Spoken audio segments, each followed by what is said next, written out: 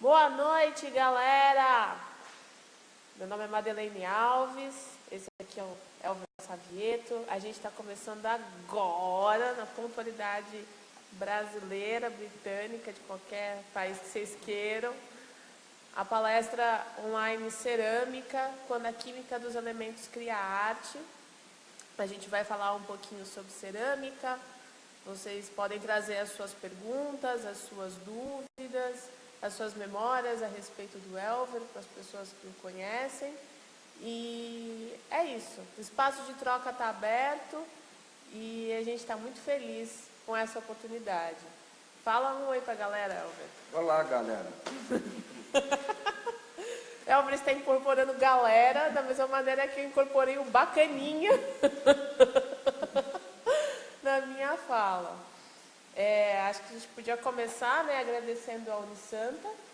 Claro, agradecer, nada disso estaria acontecendo sem a Unisanta. Agradecer a doutora Silvia, a doutora Marcela, a doutora Lúcia, que gentilmente me cedem espaço para eu trabalhar, além de eu trabalhar aqui como professor de arte no ensino médio. Trabalhei na faculdade também de arte.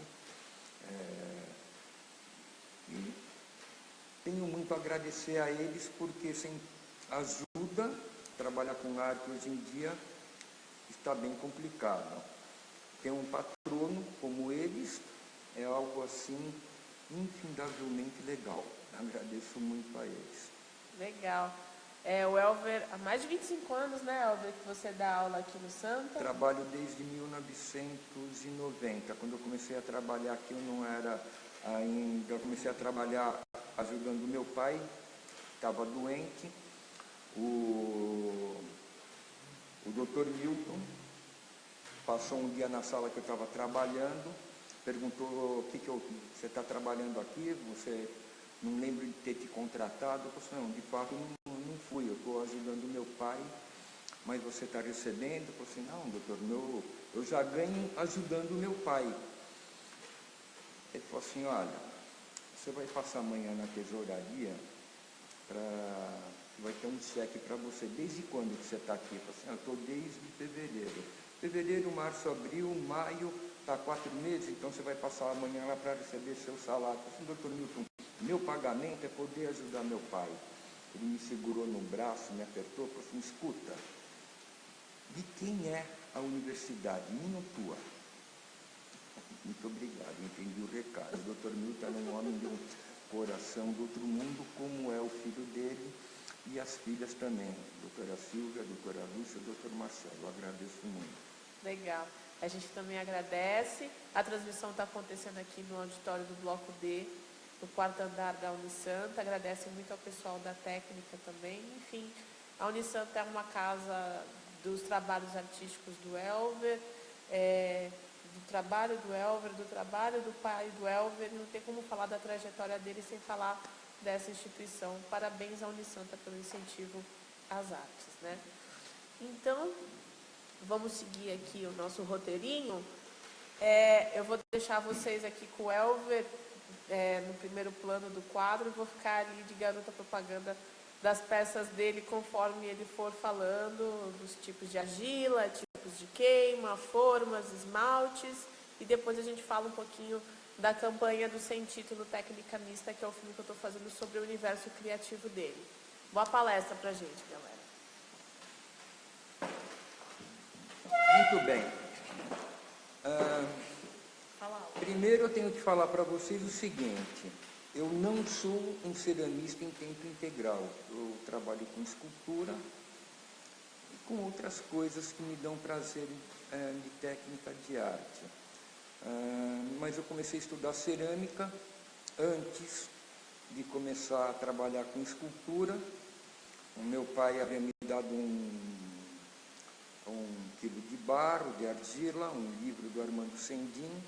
Eu fiz algumas peças. Um primo que mora hoje em Paris, ele dividia um espaço com um ceramista em São Paulo, viu as minhas peças, achou legal, levou para São Paulo para queimar no forno do Adão Pinheiro. O Adão gostou das peças, falou para o meu primo que eu poderia fazer aula com ele. Aí eu subia, nem lembro se eu comunicava a minha mãe e meu pai, ia para São Paulo para fazer aula lá no Butantã com Adão. Comecei a aprender, naquela época, o que era cerâmica. A cerâmica, o básico dela é argila. A argila tem vários tipos. Eu estou com aqui, ó, na mão, um pedaço da argila preta. Essa daqui é uma argila creme, ela está seca, a preta também está seca, e tenho aqui nesta outra mão uma argila branca Ciro.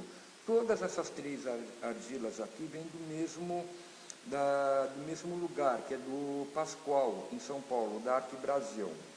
Essas argilas são assim antes da queima ou depois da queima? Essa argila aqui, ela é antes da queima, ela está no estado natural. Se eu colocar isso daqui dentro da água, ela vai reidratar, eu tenho que tirar o excesso de água e ela volta a ser uma argila legal para se modelar. A argila, ela não estraga. O bom de trabalhar com argila é que você pode guardar uma argila seca por 300 anos, colocá-la na água, hidratar e você vai modelar com ela novamente. A argila é um material fenomenal. A cerâmica é fenomenal. Na realidade, a cerâmica, o que me chamou a atenção é que dentro das técnicas de arte, é a técnica que veio depois da pintura.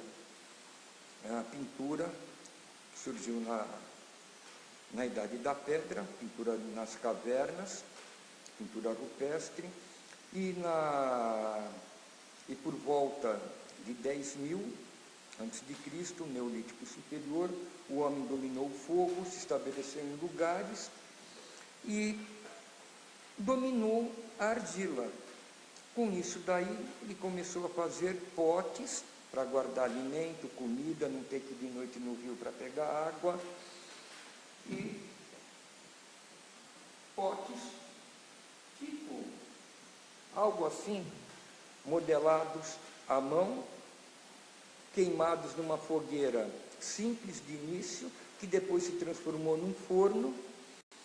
O interessante disso tudo é que o fenômeno do desenvolvimento da argila não se deu só na Europa, se deu no planeta inteiro. Isso é algo assim a se pensar. Como é que o homem da Europa, que não se comunicava com o homem lá na China, estavam a fazer basicamente o mesmo trabalho. Cerâmica. A cerâmica, então, nós herdamos dos antepassados e chegou até os nossos dias. Hoje, a gente trabalha com a cerâmica de alta e baixa temperatura.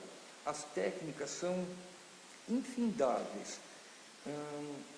Olha, como eu falei para vocês, eu não fico o tempo todo fazendo cerâmica.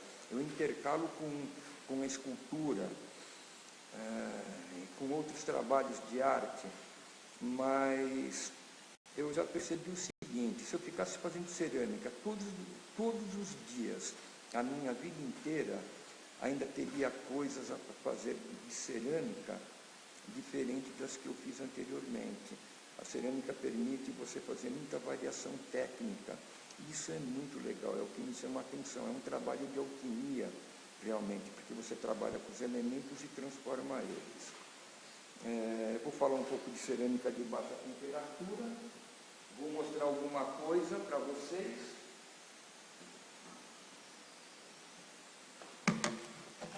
Isso daqui é um prato de faiança, pintado com uma tinta, tipo uma tinta corante.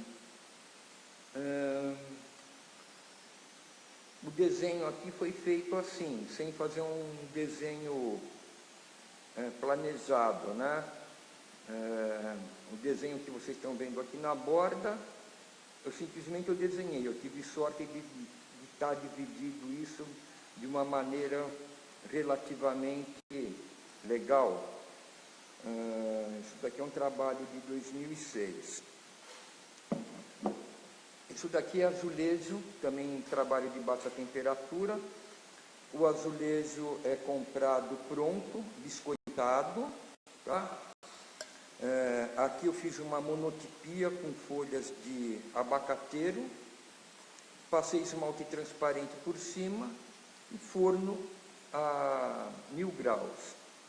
Então, estou mostrando aqui diferentes, tá? Para terem uma ideia. Monotipia é aquilo que vocês conhecem mesmo, fazer um desenho numa mesa, pôr o papel por cima, ou passar a tinta numa folha e grudar a folha aqui e tirar. É uma coisa assim, bem simples. Esses 3 azulejos são partes de um painel. Painel muito lindo, por sinal. Agora, Elva, diz pra gente, como a gente classifica a cerâmica de baixa temperatura?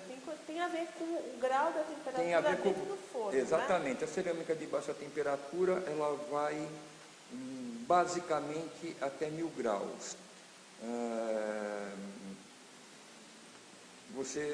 Ela é de baixa temperatura, portanto, a sintetização da argila não é perfeita. A argila de alta temperatura, a cerâmica de alta temperatura, é uma argila que aguenta mais fogo, é uma argila que vai a 1300 graus, no máximo 1280. Ainda tem a porcelana que vai mais acima ainda, pode-se queimar 1300, tem gente que queima 1450, eu já li que tem pessoas que queimam até 1500 graus. Claro que isso daí tem que ter um forno próprio para isso daí. O forno de baixa, eu tenho um forno de baixa e um forno de alta temperatura. Então eu uso para uma coisa e para outra também. Para queimar biscoito, basicamente, e queimar essas peças aqui que vão até 1000 graus, e o outro para fazer a cerâmica que eu queimo geralmente em 1260 graus. Tanto a baixa temperatura como a alta temperatura é muito legal de trabalhar. O que interessa é o resultado do trabalho. Quando tenho necessidade de algo que tem uma sintetização maior, uma escultura, por exemplo, é legal a alta temperatura. Mas eu fiz esculturas em baixa, como esse peixe aqui.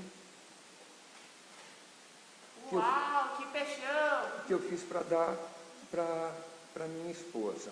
Esse peixe aqui foi, na realidade, uma experiência de modelagem, tá? Fiz assim super rápido. Ele é oco, obviamente, por dentro, reto aqui embaixo, fechado. Ele está preto. Esse negrume aqui é do raku.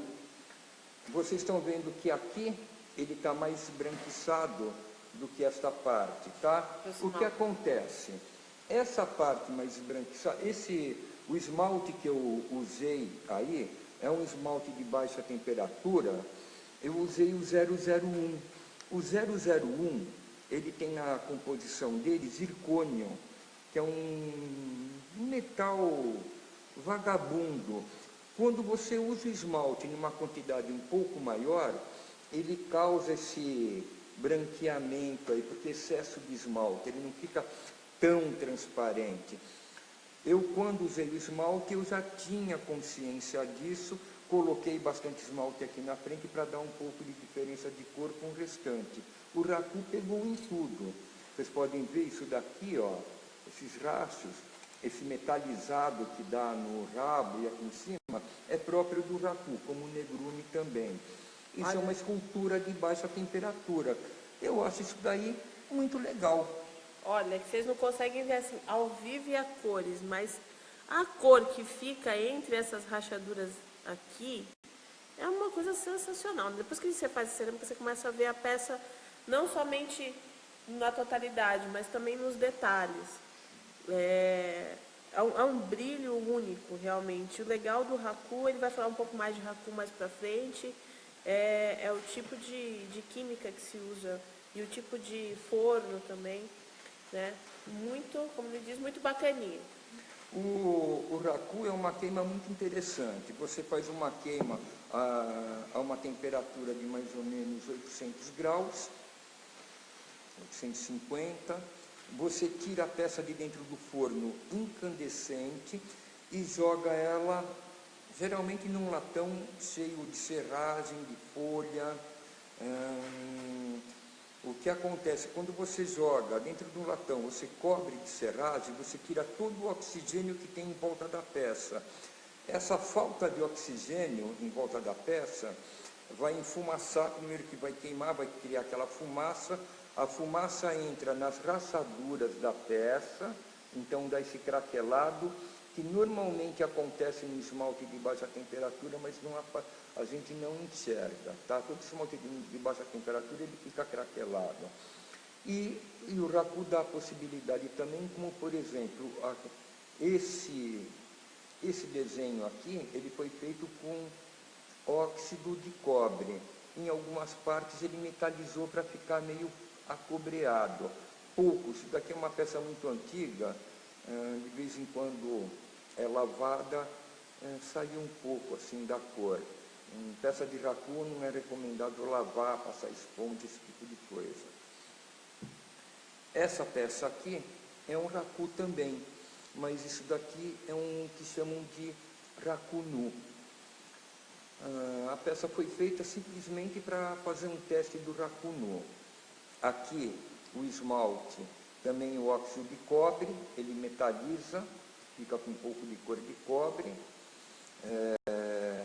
Aqui, desse lado também, tá? E aqui é o raku nu, que é o raku nu é feito com tem uma receita de argila.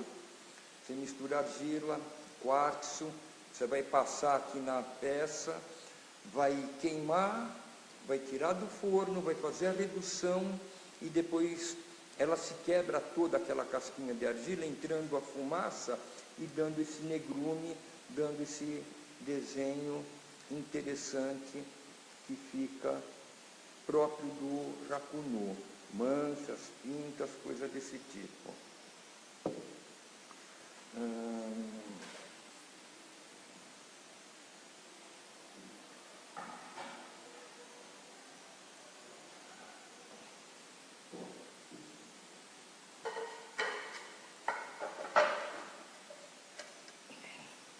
Eu vou falar um pouco de pintura de prato, vou mostrar outro prato de faiança para vocês.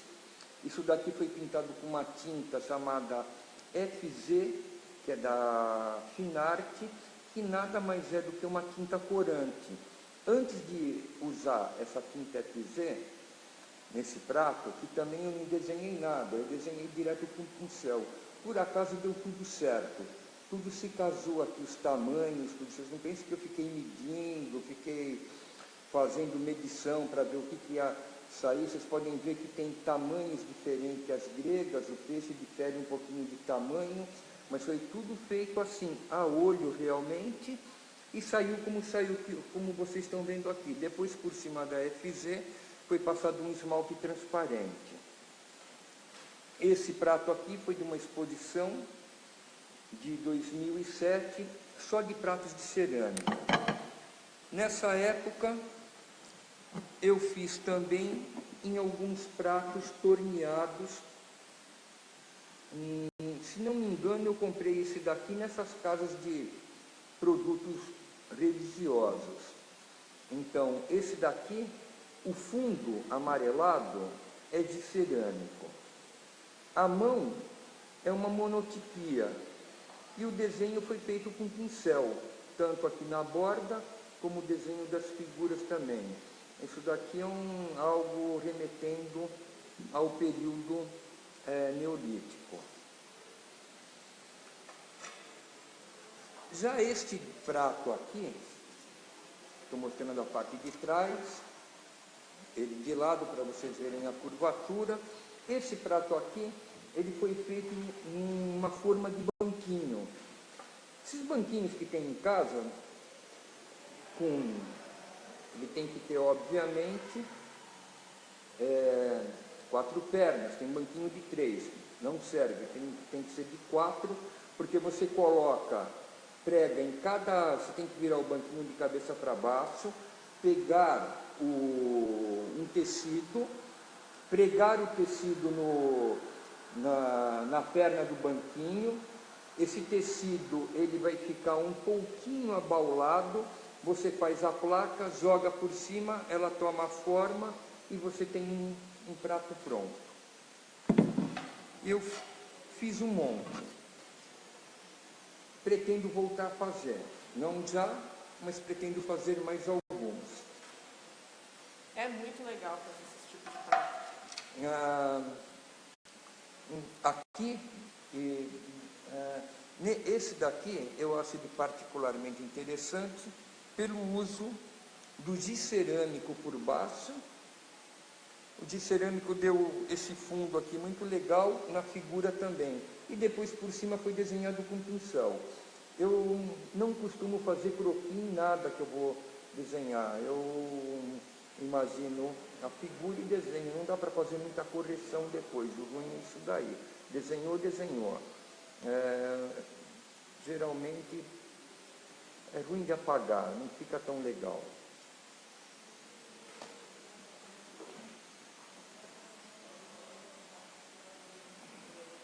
Esse trabalho aqui é feito em forma.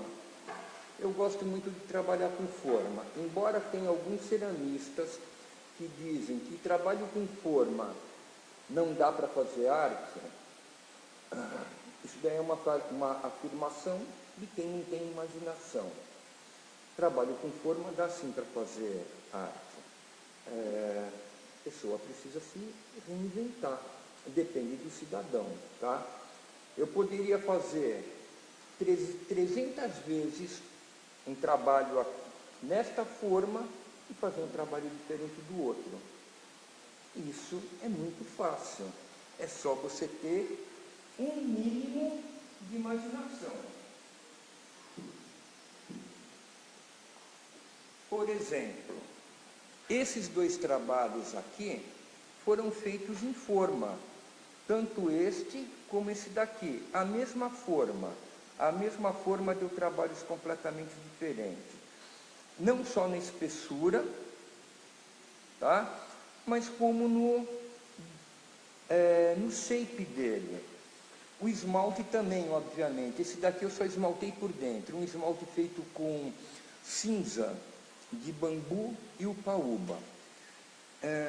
Esse daqui foi um esmalte formulado para dar esse efeito que aparece aí, que vocês estão vendo, esses pontinhos aí. Ele é meio brilhoso, né? Ele é um esmalte mais brilhante, não é os meus preferidos, mas esse esmalte aqui eu acho ele muito simpático. Eu gosto mesmo da parte de dentro, opaca, eu acho muito mais legal. Nosso famoso mate. A parte de dentro, com esse esmalte mate, ele é muito rico em cor. É um esmalte base com óxido de ferro. Só que eu fiz mais de uma queima, eu fiz duas. Se me perguntarem como é que eu fiz esmalte, eu não sei, porque eu não marco nada, tá? Eu falei no início, eu sou um ceramista amador. Eu adoro cerâmica, eu vou fazer cerâmica até quando eu puder. Mas eu não sou metódico igual o ceramista. Eu não pretendo conseguir resultados iguais. Eu posso até ter resultados parecidos iguais, não me interessa. Não me interessa me repetir. Me interessa fazer coisas sempre diferentes, resultados diferentes. E uma das coisas legais também do esmalte, Elvio, eu acho que, eu sempre brincava, né? Parece um pouco o suco do Chaves, que é suco de laranja com cor de limão e sabor de tamarindo. Por exemplo, você tem os óxidos, o óxido de ferro, dependendo do tipo de quartzo, do tipo de feldespato, do tipo de queima que você submete, ele vai dar colorações diferentes. O esmalte é interessante. Confeccionar esmalte é assim. Você compra o produto de um fabricante e você formula o esmalte. Quando você comprar o produto de outro fabricante, o esmalte não vai ser o mesmo. Você pode fazer a mesma fórmula com a mesma porcentagem de tudo, só que mudou o fabricante, a matéria-prima tem uma mudança muito grande. Voltando na forma, estou mostrando... Só um minutinho. A D. Olivério, beijo, D. falou para a gente sobre a questão do volume vocal. A gente está num auditório aberto, já sabíamos que teríamos algum tipo de problema com a questão do volume. Depois, qualquer coisa, a gente tira alguma dúvida do que não tenha ficado muito audível, né? A gente está falando o mais alto possível para que vocês possam entender, mas esse vídeo depois vai ficar online na página dos Signos Possíveis, e se vocês tiverem alguma dúvida do que foi dito, a gente esclarece para vocês, tá bom? Obrigado, Dê, um beijo. Fala. Voltando à forma, esse trabalho aqui e este foram feitos na mesma forma, são bem diferentes, né? Vocês vejam, não é a forma, é a cabeça.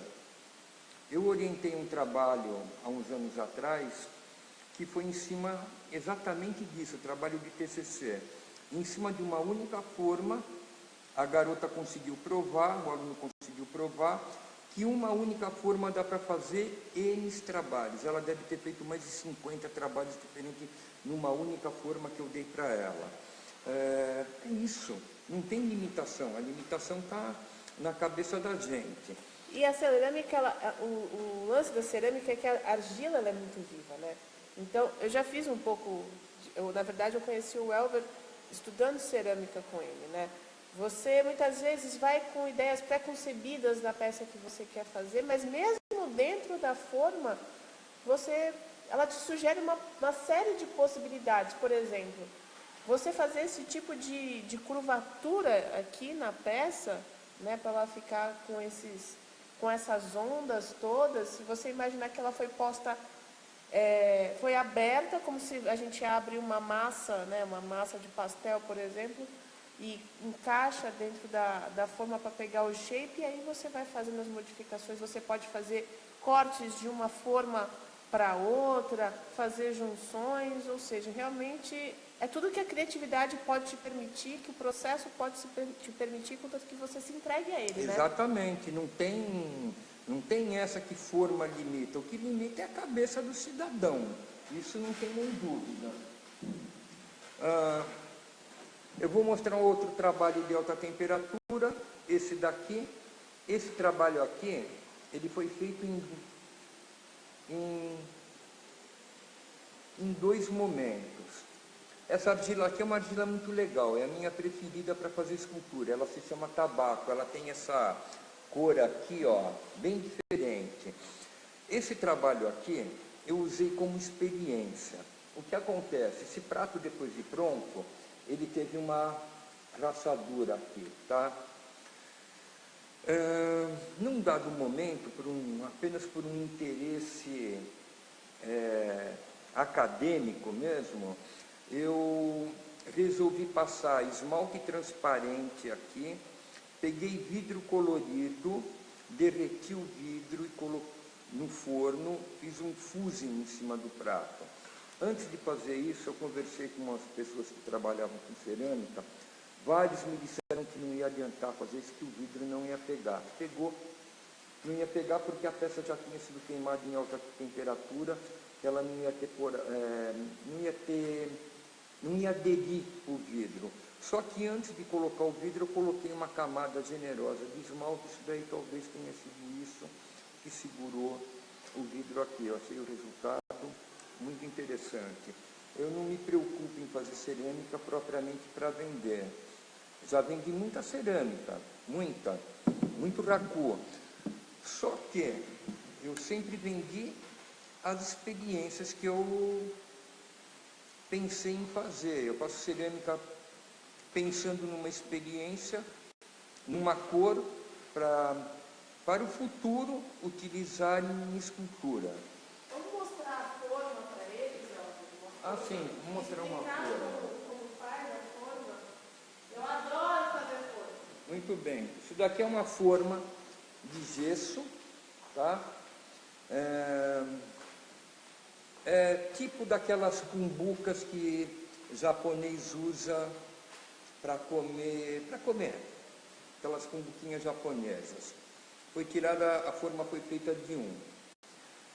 Essa forma aqui, você pode usar tanto com argila líquida, ou você fazer uma placa, jogar a placa por cima e com bastante cuidado, com uma espuma, você vai ajeitando a placa aqui dentro e pegando a forma da forma. E depois, se você quiser, você trabalha nela ou não. Em forma, eu faço até mesmo escultura, tá? Aqui foi feita uma máscara de um retrato do Dr. Milton Teixeira. Eu tirei isso daqui há um tempinho atrás para ver como é que estava a forma, se a forma estava direitinho. Às vezes você tem que dar um jeitinho na forma. Tirando esse retrato aqui, eu vi que eu tenho que dar um jeitinho na forma, trabalhar nela, para poder o retrato sair melhor. Saiu com um furinho aqui, vocês estão vendo? Isso porque eu coloquei uma faça de argila muito fina. A argila ela tem que ter mais ou menos, ser uníssona na espessura. É a melhor coisa. Quando você faz um trabalho de escultura ou cerâmica muito fino de um lado, muito grosso do outro, a tendência é o trabalho quebrar no forno.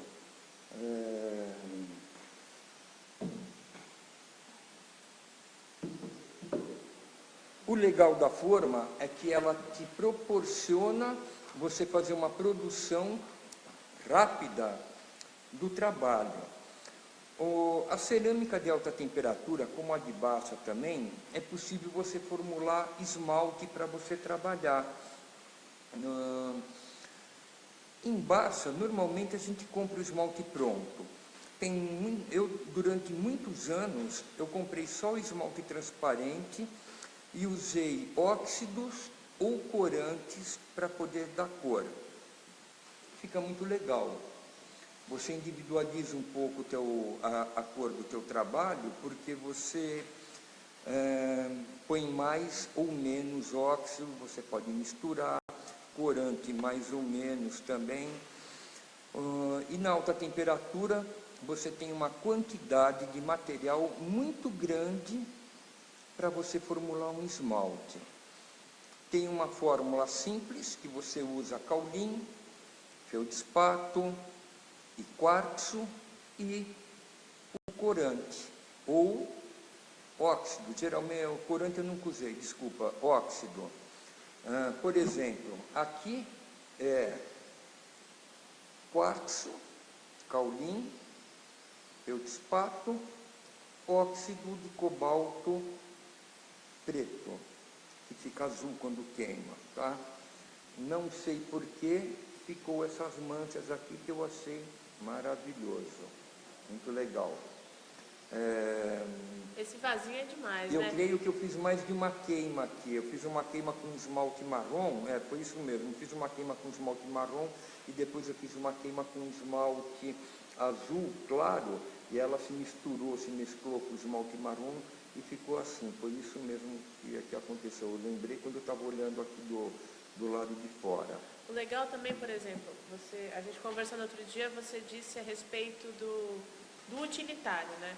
Você até faz peças utilitárias, mas você não tem um olhar utilitário na sua peça. Eu faço peça utilitária, mas como objeto, na realidade. Como objeto de arte. Isso daqui você pode, obviamente, usar como algo utilitário, ou isto daqui, mas não foi feito para ser um objeto utilitário, foi feito para ser apenas um objeto cerâmico. Eu chamo as minhas cerâmicas de objeto cerâmico, tá? Isso aqui, por exemplo, para que serve isso? Para isso, mais nada, é só para ser isso daqui que vocês estão vendo. Não é para pôr incenso. Às vezes tem alunos que entram no ateliê, professor, é para pôr incenso? Não, é só para isso mesmo, para olhar e ser isso que é o que é. É isso, não sei. É um objeto cerâmico. A arte foi feita para ser apreciada, né?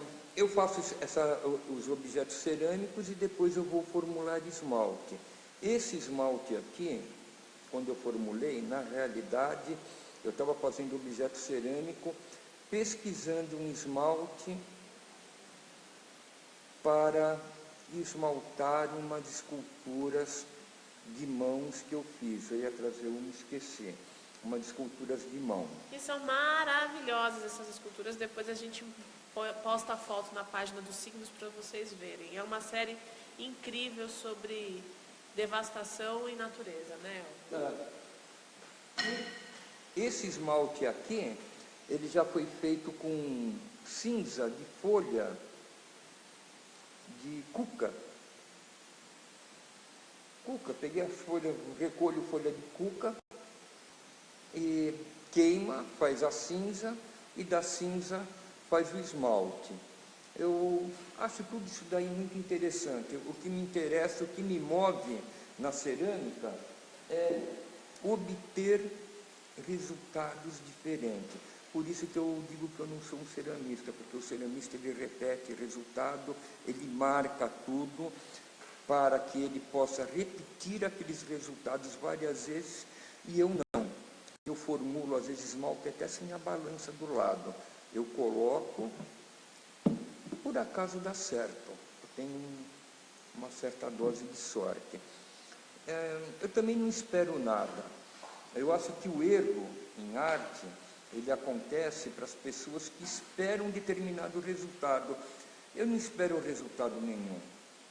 O resultado que me aparece é sempre muito bacana. Eu torneei há um tempinho atrás uma série de ânforas pequenininhas. A minha ideia, quando eu estava torneando as ânforazinhas, foi um monte. Eu não fiz só essas aqui, eu fiz na época que eu fiz essas duas aqui, eu fiz acho que umas 25.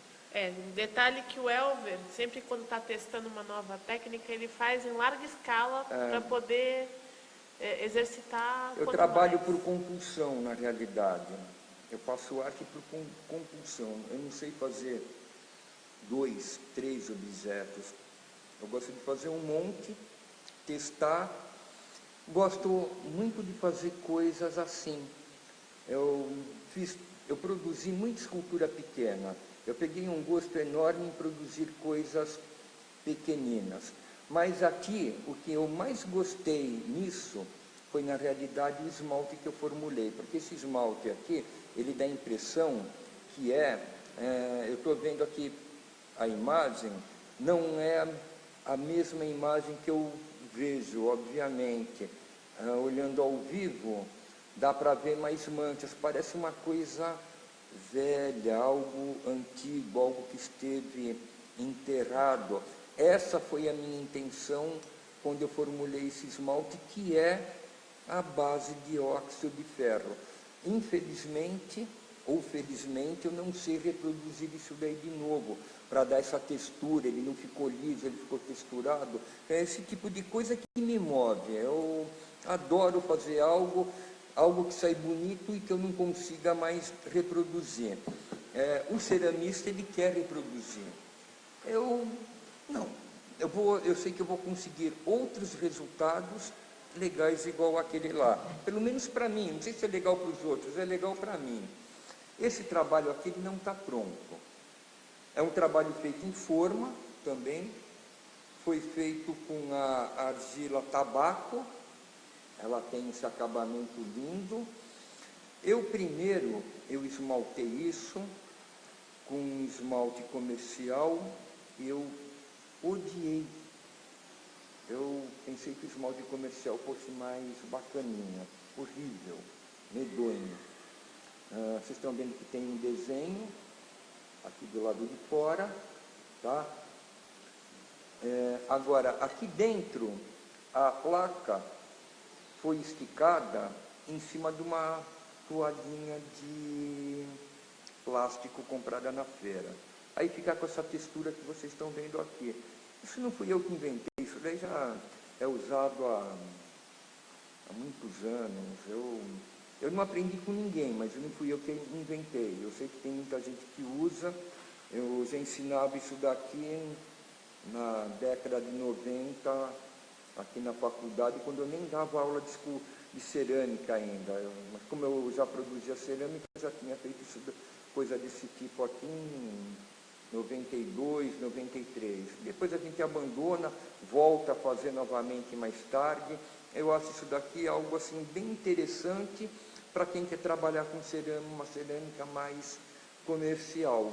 Eu acho que é algo assim que dá para fazer, é algo vendável. Eu já vi coisas bem interessantes. Vi uma garota hoje no Instagram que ela faz tipo tábua de carne, só que de cerâmica. E ela usa isto daqui para fazer a tábua de carne. Ela é muito bonita, a tábua de carne feita com isso, só não sei se é útil. Tábua de carne, tábua para cortar alimento, ela tem que ser lisa. Lisa por quê? Para não grudar alimento, obviamente, porque vai dar foco de bactéria, né? Lembrando ao pessoal que a gente vai responder as perguntas que estão surgindo no final da explicação do Elver. Então não saiam daí, que a gente vai responder as perguntas. Obrigada aos amigos por mandarem, a gente vai respondê-las no final para poder deixar mais didático, né?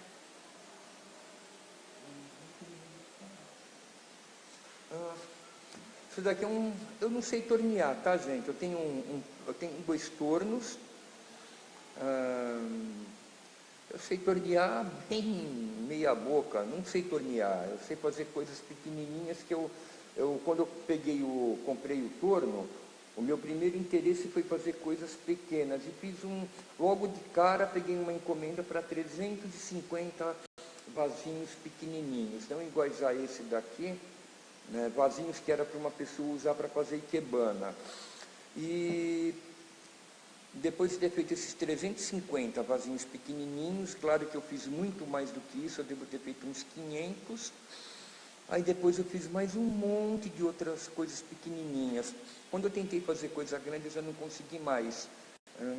Preciso estudar, tá?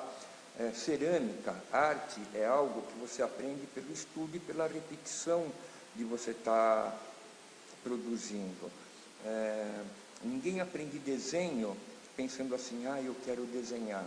Não, o cara tem que exercitar. Ninguém aprende a escrever pensando, eu quero escrever. Para ele ser uma pessoa produtiva, ter ideias, imaginação, ele tem que ler, ele tem que se exercitar. A arte é assim, não dá para você aprender só imaginando, quero virar isto, eu quero virar aquilo. Não, você tem que fazer. Esse vasinho aqui, apesar dele ser assim pequenininho, eu levei ele, foram feitas 2 queimas no forno. Por isso que vocês estão vendo essas manchas aqui. Foi feita uma queima com uma cor e depois outra queima com outra cor por cima. Eu gosto muito de fazer isso, porque sempre tem uma fusão de um esmalte com o outro. Isso daqui é uma argila vermelha. A argila vermelha é uma argila de baixa temperatura.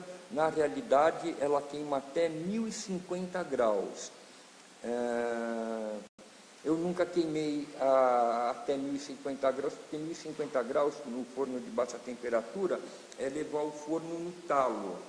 Mas, assim, é muito fácil, né? Isso daqui é imitando uma pedra de mar. Aqui eu peguei uma escova de aço, bati, ficou esses furinhos todos. E isso daqui você faz um montinho de argila, põe, pega um objeto e fura, faz o vulcãozinho aqui. No caso, ele fez esses vulcãozinhos com um tubinho de caneta, gente. Eu não lembro. Eu lembro, foi com um tubinho de caneta. Qualquer objeto que dê para pegar, ferramenta para cerâmica, qualquer coisinha, qualquer coisa pode ser ferramenta para cerâmica. Às vezes as coisas mais simples as que dão mais certo. Garfo, faca, várias coisas. Muito legal. Eu estou vendo aqui que tem uma pergunta. quais as diferenças históricas, técnicas de linguagem entre a cerâmica europeia, africana e asiática. Olha, Lembrando que essa pergunta é feita pelo Marcelo Rael Corrediari. Beijo, Marcelo, é um super amigo nosso, ajudou a gente nos testes de segunda-feira. Ele acompanhou durante 2 meses o trabalho do Elver e no final das contas viraram até amigos, né? Lá na página do evento vocês conseguem ler o texto do Marcelo, que também está disponível no meu blog Signos Possíveis, signospossíveis.blogspot.com. Então, responde aí para o Marcelo. Olha, eu nunca estudei muito a cerâmica africana. A cerâmica africana atual, eu não sei o que se faz. A cerâmica, a arte africana, que eu mais tive assim contato, foi a nível de uma arte tribal, máscaras, por exemplo, que eles usavam para rituais, tá? Que para quem não é africano, olham a máscara e deturpam o uso que elas tinham lá. Não eram máscaras feitas para decoração, aquilo são máscaras rituais. Agora, que inclusive influenciou Picasso, os artistas franceses do início do século. Agora, a cerâmica asiática, ela sempre foi muito diferente da cerâmica ocidental. Os asiáticos, na realidade, eles são, em cerâmicas, para mim, são os tops, tá? Chinês e japonês para cerâmica, eles são os tops. O raku, como eu estava mostrando para vocês, originalmente o raku, ele começou a ser feito por japoneses, ele era feito na água. Eu fiz isso daí no tempo de faculdade, a professora me pegou com a boca na botija, abrindo um forno elétrico, que a gente não deve fazer isso porque ferra o forno. Eu sabia disso, mas eu estava tão louco para fazer isso, que eu esperei ela sair. Quando chegou na temperatura, eu abri o forno, tirei a minha peça com um pedaço de madeira que pegou fogo imediatamente, mas eu estava do lado do forno, foi quando a professora chegou. Aquela madeira pegando fogo e eu jogando a cerâmica dentro do tanque cheio d'água, e ela correndo para tudo que era lado do tanque. Foi bem engraçado. Pego com a boca na botija. O raku, fui pego assim, flagrante delito, professora Antonieta. O raku feito na água, ele não dá o metalizado que a serragem dá, tá? O raku, como eu mostrei aqui para vocês, isso daí foi um americano que fez, por acaso, ele, quando estava fazendo o raku, nos moldes japoneses, deixou cair uma peça num lugar que tinha serragem. Quando ele foi pegar aquela peça lá no chão, ele viu o que aconteceu, nasceu o raku, como a gente conhece aqui no mundo ocidental. Para vocês verem que às vezes errar é o certo.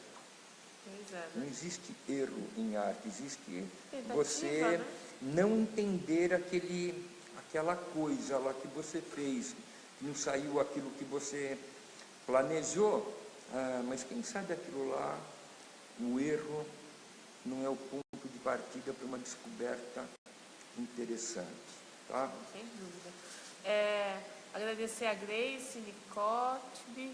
Não entendo nada de arte, apenas aprecio as peças do Elver. Muito fã. Poxa, se aprecia as peças do Elver, você entende sim, Grace. Muito obrigada pela sua colocação, por assistir a gente aqui. Um beijo para você.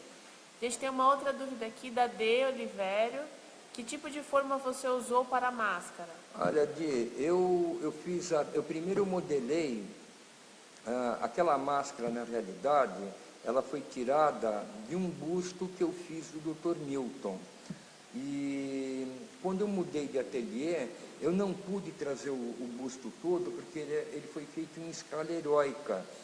Eu comecei a fazer o busto com 200 quilos de argila, então ele era um pouco grande. E aí eu tirei só a máscara, que é muito fácil.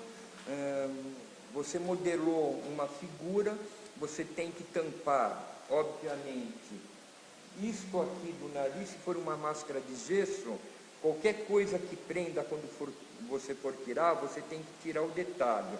Por exemplo, a asa do nariz, você tira o detalhe e depois que você tirou da forma, você faz o detalhe da asa do nariz. A fossa nasal, você tampa também. Você deve ter percebido que não tinha orelha, porque eu fiz o corte aqui, tá?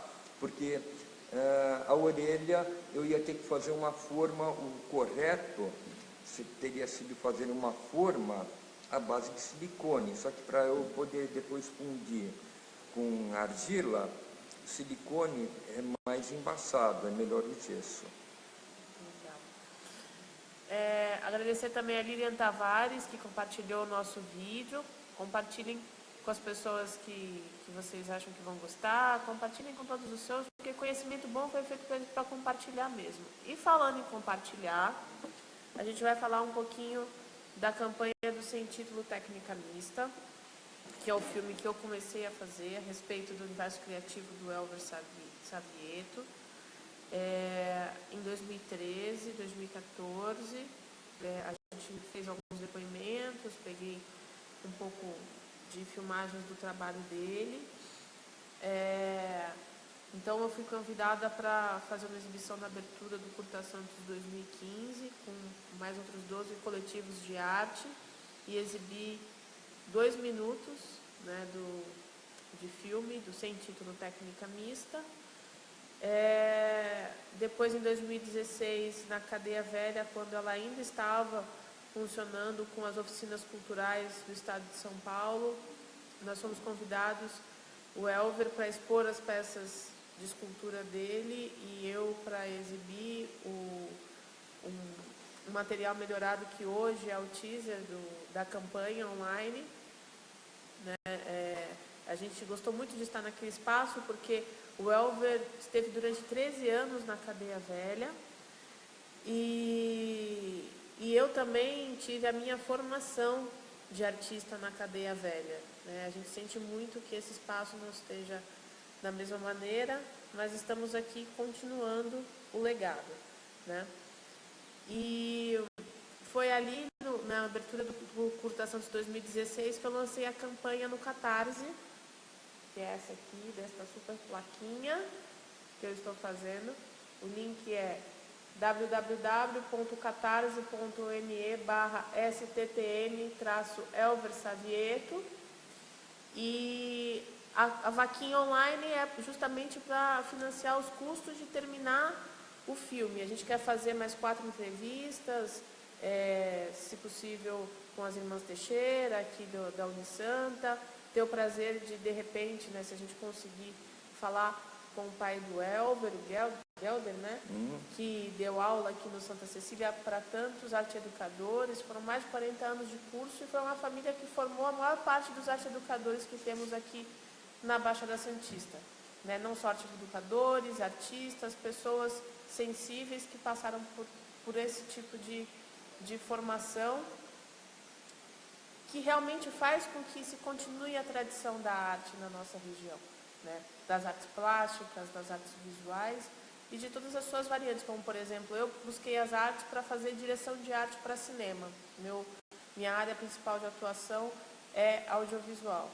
Né? E foi nessa viagem, né, nesse percurso que para algumas pessoas pode parecer que saiu do caminho principal, mas que para mim fez muito mais sentido e enriqueceu a minha atividade no audiovisual, que eu conheci o Elver, que é essa pessoa que não só pelos 25 anos, 27 anos que ele está aqui no Santa Cecília, mas pelos outros 13 que ele já estava lá na Cadeia Velha, com o Maurício Legiar e mais outros artistas, dando aulas gratuitas para as pessoas, com um ateliê em funcionamento.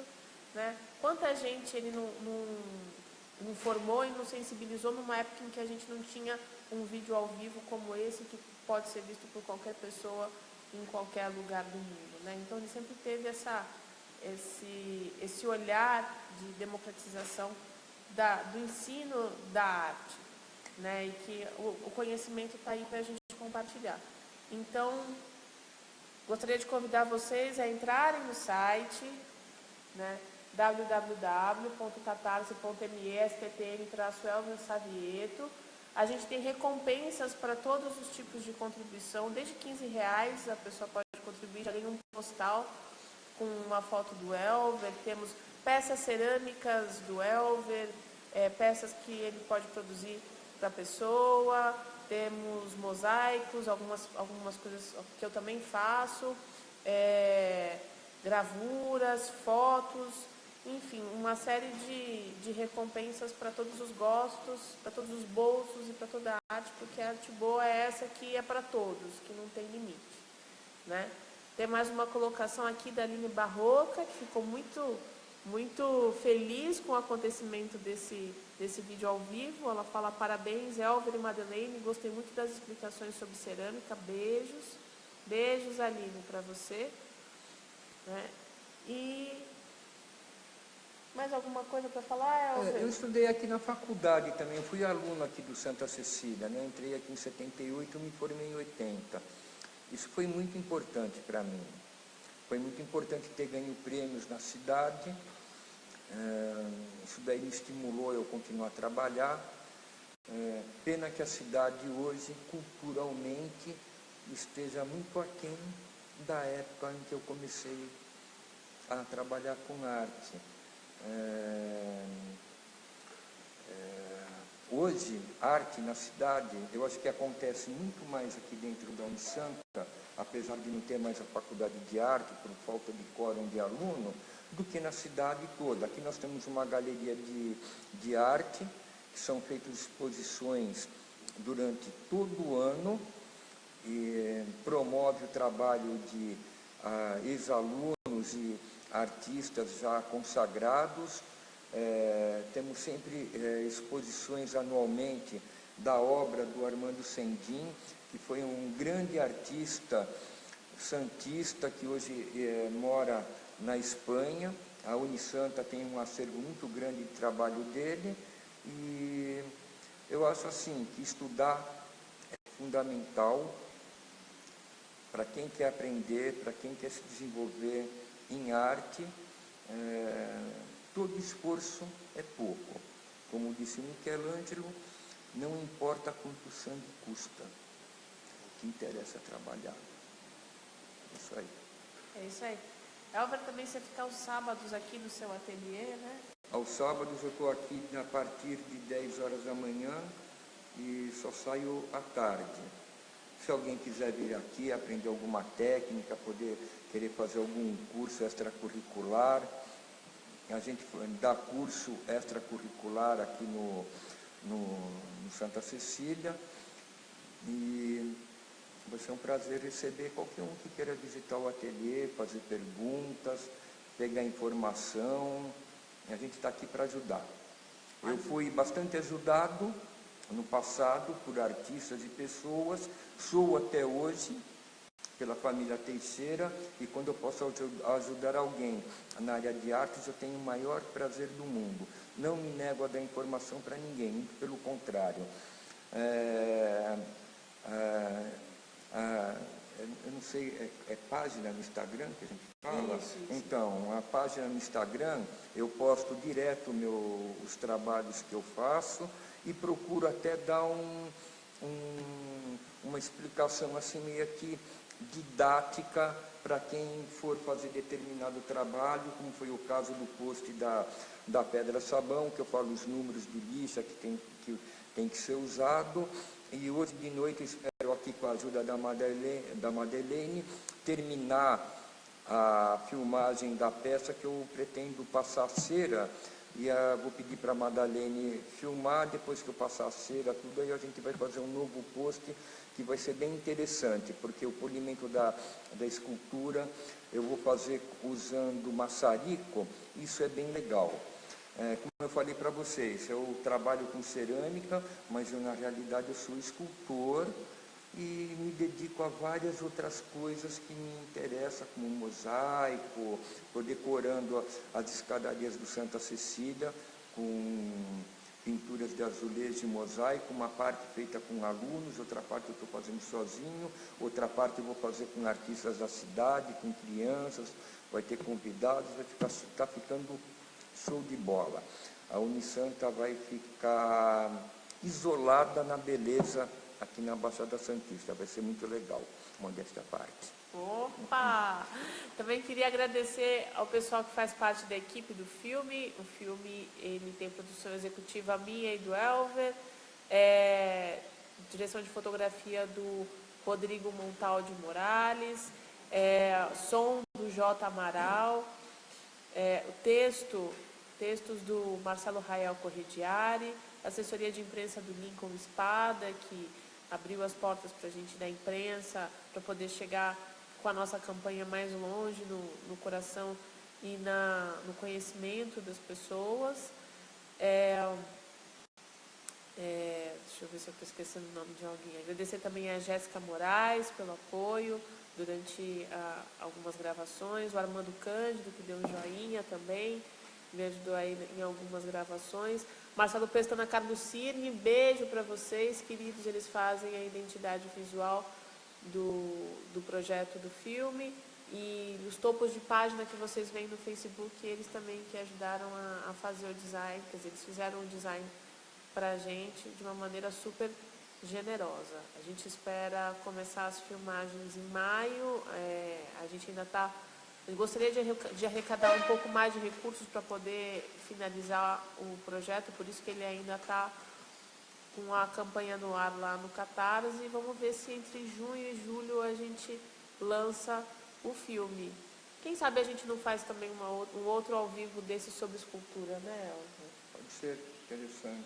Se as pessoas gostarem, quiserem, mandarem opiniões para a gente, talvez a gente consiga fazer um outro webinar desse a respeito. Agradecer a todos que estiveram com a gente até agora, foi 1h01 minuto, a gente queria falar 40 Obrigado minutos. a todos, falei demais. Uau. Mas falou tudo que era necessário, e eu tenho certeza que esse material vai servir não só para quem assistiu ao vivo, vai servir para as outras pessoas que não conseguiram acompanhar com a gente agora. Mandar também um beijo para a Tayane Salvieto, para a filha do Elver, que está assistindo a gente, deu aqui um coraçãozinho aqui para a gente, de reação, né? E é isso. Beijo a todos. Obrigado a todos. Obrigada, boa noite e a gente se vê.